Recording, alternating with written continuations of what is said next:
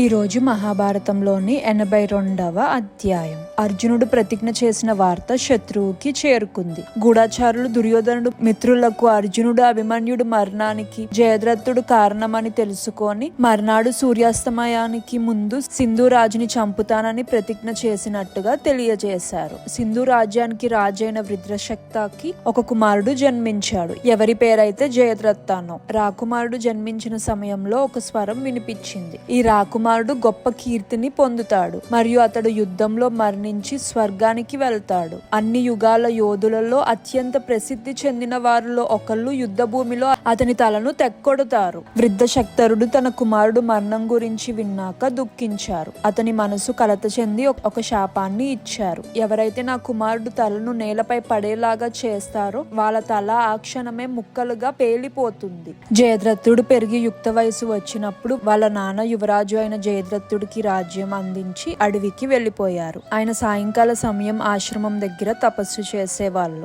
ఏదైతే తర్వాత కురుక్షేత్ర యుద్ధ భూమిగా మారిందో. జయద్రథుడు అర్జునుడు ప్రతిజ్ఞ గురించి తెలుసుకున్నప్పుడు తన మరణం గురించి ఆలోచించి భయపడ్డాడు. నేను ఇకపై ఈ యుద్ధంలో ఉండాలనుకోవడం లేదు. నేను తిరిగి నా దేశానికి వెళ్ళిపోతాను అని దుర్యోధనుడితో అన్నారు. భయపడమాక సైంధవ అని దుర్యోధనుడు అన్నారు. ఇక్కడ అనుభవజనులైన యోధులు వీరులు ఉన్నారు. వారు మీకు మరియు ప్రమాదానికి మధ్య నిలబడతారు. కర్ణుడు, చిత్రసేన, వివింసతుడు, బురిశ్రవస్సుడు, వృషసేన, పుర్మిత్ర, జయ, భోజ, కంబోజ, సుదక్షిణ, సత్యవ్రక్త, వికర్ణ, దుర్ముఖ, దుశ్శాసన, సుబహు, కళింగ, అవంతి యువరాజులు, ద్రోణాచార్య కొడుకు శకుని మరియు నేను స్వయంగా ఇక్కడ ఉన్నాను. కాబట్టి మీరు ప్రమాదంలో ఉండలేరు. నేటి నుండి మన సైన్యం ఒక ఏకైక పని అర్జునుడు నుంచి మిమ్మల్ని రక్షించడం. మీరిప్పుడు మమ్మల్ని విడిచిపెట్టకూడదు. జయద్రథుడు ఉండడానికి అంగీకరించారు. ఆయన ద్రోణాచార్య దగ్గరికి వెళ్లి ఇలాగా అన్నారు. గురువు గారు, మీరు నాకు మరియు అర్జునుడికి విద్యని బోధించారు మరియు మీకు మేమిద్దరం బాగా తెలుసు. మా ఇద్దరి గురించి మీ అభిప్రాయం ఏమిటి?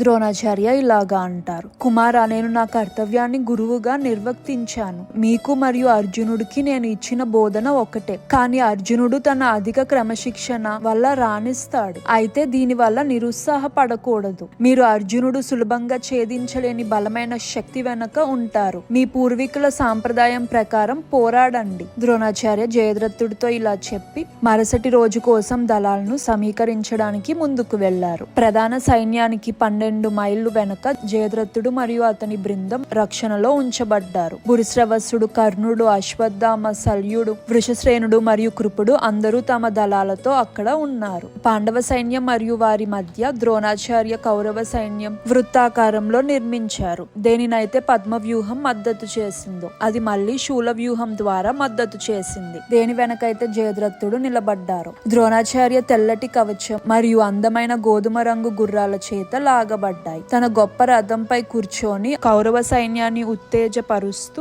వృత్తాకార సైన్యం ముందు నిలిచాడు. దుర్యోధనుడు సైన్యం ఒక వ్యూహాన్ని చూసి అతని విశ్వాసం పునరుద్ధరించబడ్డాయి. ధృతరాష్ట్ర పుత్రుల్లో ఒకరైన దుర్మశనుడు 1000 ఆయుధాలతో కూడిన రథాలు, 100 ఏనుగులు, 3000 గుర్రాలు, 10,000 సైనికులు, 10,000 పాద సైనికులు మరియు 1500 విల్లు సైనికులు కూడిన సైన్యంతో ముందుకు సాగాడు మరియు తన శంఖాన్ని ఊది సవాలు విసిరాడు. ఎవరా ధనంజయుడు? అతని కోపం మరియు శాంతి గురించి మాట్లాడుతారా? అతడు ముందుకు రావాలి మరియు యోధుల కనుల ముందు రథంపై కుండవలే విరిగిపోవాలి. అర్జునుడు తన రథాన్ని ఆపి సమాధానంగా తన శంఖాన్ని ఊదారు. అప్పుడు కౌరవ సైన్యం అంతటా శంఖాలు మోగిస్తా ధ్వని వినిపించింది. కేశవ, దుర్మర్శనుని వైపు వెళ్ళు అని అర్జునుడు అన్నారు. దుర్మర్శనుని సైన్యం ఓడిపోయింది. దుశ్శాసనుడు దీన్ని చూసినప్పుడు అతని కోపం పెరిగింది. భారీ ఏనుగుల సైన్యంతో అర్జునుడిని చుట్టుముట్టాడు. దుశ్శాసనుడు చాలా దుష్టుడు, కానీ అతడు ధైర్యవంతుడు కూడా. అతడు అర్జునుడితో భీకరంగా పోరాడాడు మరియు యుద్ధభూమి శవాలతో నిండిపోయింది. చివరికి అతడు ఓడిపోయి వెనక్కు తగ్గి ద్రోణాచార్య సైన్యంలో చేరాడు.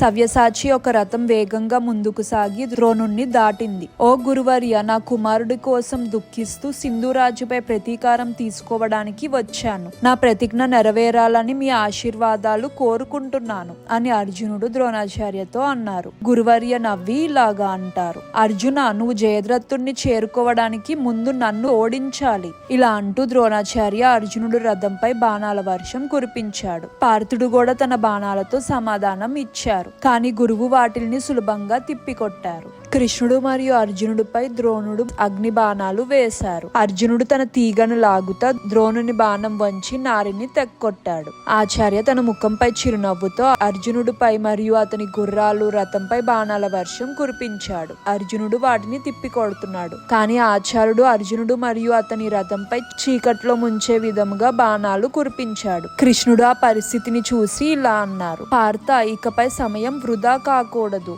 ముందుకి వెళ్దాం. ఈ బ్రాహ్మణుడితో పోరాడడం వ్యర్థం. అతనికి అలసట తెలియదు. ఇలా అంట కృష్ణుడు అర్జునుడు రథాన్ని ఆచార్య ఎడం వైపు తీసుకొని ముందుకి సాగించాడు.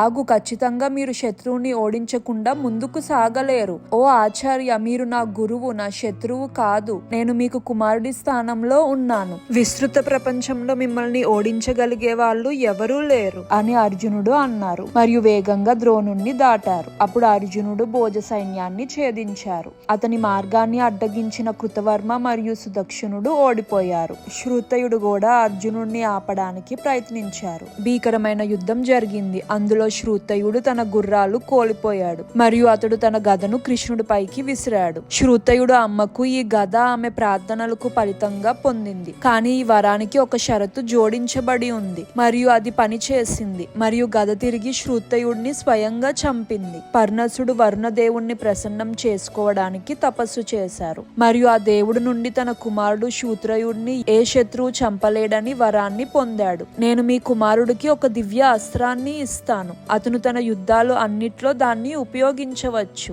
ఏ శత్రువు అతన్ని ఓడించలేడు లేదా చంపలేడు. కానీ అతడు పోరాడని వ్యక్తిపై ఆ ఆయుధంని ఉపయోగించకూడదు. అలా చేస్తే ఆ ఆయుధం తిరిగి వచ్చి అతన్ని చంపేస్తుంది. ఇలా అంటూ వరుణదేవుడు ఒక గదను ఇచ్చాడు. శ్రుతయుడు అర్జునుడితో పోరాడుతున్నప్పుడు నిషేధాన్ని విస్మరించి పోరాడని కృష్ణుడిపై గదను విసిరాడు. కృష్ణుడు అర్జునుడి రథం మాత్రమే నడిపిస్తున్నారు. ఆయుధం జనార్దన ఛాతికి తాకింది. వెంటనే శ్రుతయుడిని వైపు తిరిగి భయంకరంగా తాకింది మరియు శ్రుతయుడిని చంపింది. ఒక తుఫాను నుంచి పడగొట్టబడిన ఒక గొప్ప అడవి చెట్టు వలె యుద్ధ భూమిపై పడిపోయాడు. అప్పుడు కంబోజా రాజు తన దళాలతో అర్జునుడిపై దాడి చేశాడు. భీకరమైన యుద్ధం తర్వాత యుద్ధ భూమిలో చనిపోయి పడిపోయాడు. శక్తివంతులైన యోధులైన శ్రుతయుడు మరియు కంబోజా రాజు చంపబడ్డారని చూసినప్పుడు కౌరవ సైన్యాలు గొప్ప గందరగోళంలో పడ్డాయి. శ్రుతయు మరియు అతని సోదరుడు అశ్రుతయుడు అప్పుడు రెండు వైపుల నుంచి దాడి చేసి అర్జునుడిని చాలా బాధ పెట్టారు.